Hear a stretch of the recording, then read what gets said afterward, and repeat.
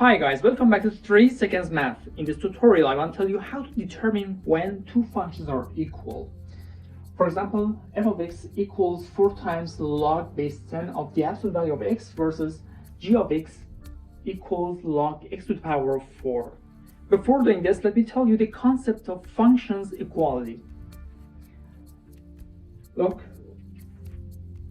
if two functions, f of x and g of x, are equal if they have the same domain,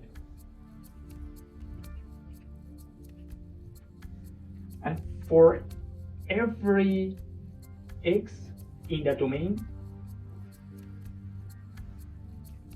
f of x equals g of x.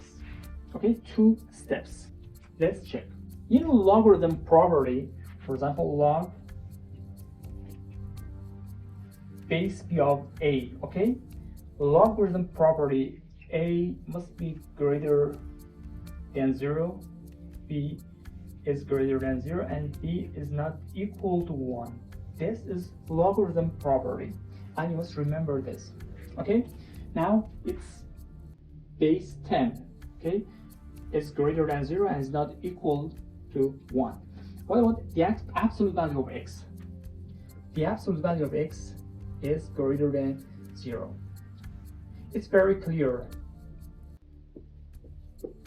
Domain of f of x equals all real numbers except 0. What about this? X to the power of 4 is greater than 0.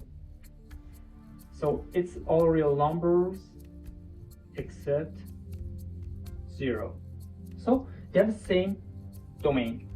Second step, for every x in that domain, f of x must be equal to g of x.